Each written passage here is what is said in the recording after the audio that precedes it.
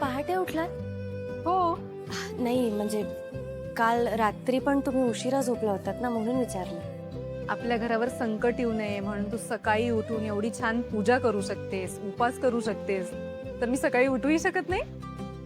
नाही तसं नाही म्हणायचंय, पण आम्ही दोघं करत होतो पूजा. मग तुम्ही आराम केला असता तरी चाललं असतं. अगं इट्स ओके. इनफॅक्ट हे सगळं बघून मला फार छान वाटतंय. पॉझिटिव्ह आणि प्रसन्न वाटतंय, राईट? हो, तारिणीची ही पूजा नक्कीच सत्कारणी लागेल आणि या घरावर जे काही संकट येणार आहे ना ते माघारी जाईल. I am very sure about that. Actually Kamat काका म्हणतात ना ते अगदी बरोबर आहे. तारिणीला नीट अजून कोणीच ओळखू शकलं नाही. ती काहीही करू शकते. भयंकर हुशार आहे, बरोबर ना?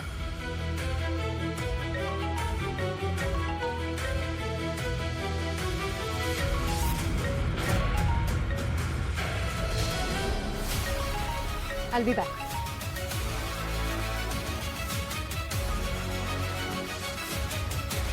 ती व्यक्ती कुठे लांब नाही, इथेच तुझ्या आजूबाजूलाच आहे.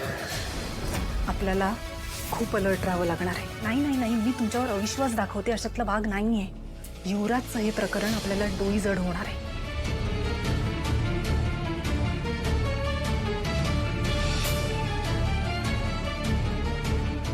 बॉस काय झालं? या वेळेला कुणाचा फोन आला असणार आहे त्यांना? तुला माहिती ना ताई किती बिझी असते. तिच्यासाठी काय रात्र काय सकाळ. बरोबर आहे तुझं, पण कालपासून जेव्हा मी त्यांचा फोन कॉल ऐकलाय ना तेव्हापासून मला सगळंच विचित्र वाटतंय.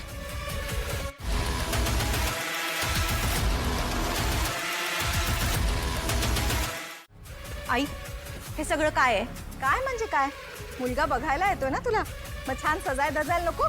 त्याची काय गरज आहे? काय गरज म्हणजे मग अशी जाणार आहेस का त्यांच्या पुढे? मग तिथे का मी हे या साड्या, हे असा हार, हा गजरा असं असं घालणार आहे का रोज? नाही ना, नॉर्मल ड्रेसच घालणार आहे. नाही मी तिकडे.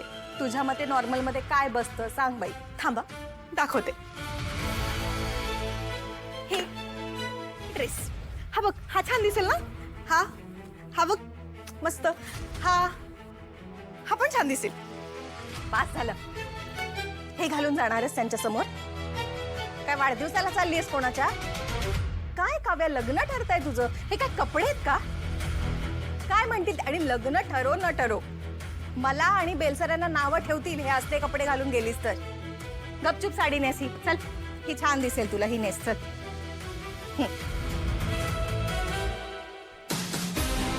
मला एक सांग काव्या, ऐक, तू खरंच तयार आहेस ना लग्नासाठी? मी तयार आहे लग्नासाठी, एकदम तयार आहे. बघ आई, पण त्यांनीच मला नकार दिला तर? हिम्मत आहे का कोणाची आमच्या काव्याला नकार द्यायची? डोळ्यातल्या अश्रूंना काय काळजीच लागते का? काकांची आठवण आली.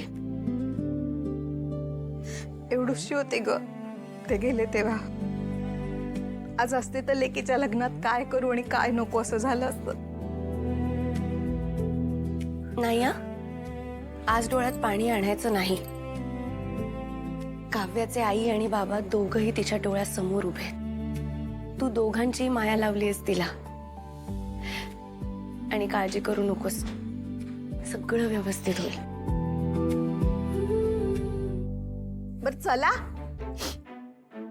आवरायला लागूयात. चला, वेळ कशाला काढताय? आणि चांगलं सजवायचंय माझ्या मुलीला, मस्त दिसली पाहिजे काव्या. कानामागे तीट लाव काळ, नक्की विसरू नकोस. हो.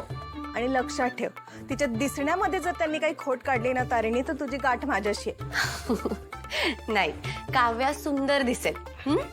चला आवरा. सॉरी काका, पोहे सुद्धा मी नाही बनवलेत,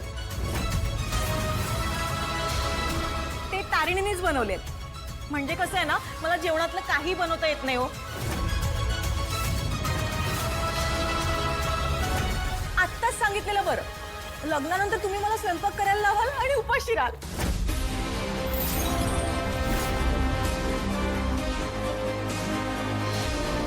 एवढा स्पष्ट वक्तेपणा आजकाल कुठे असतो ना मुलींमध्ये. म्हणजे किती हुशार जनरेशन आहे. पुढे जाऊन काही प्रॉब्लेम होण्यापेक्षा आधीच सगळं क्लिअर केलेलं बरं.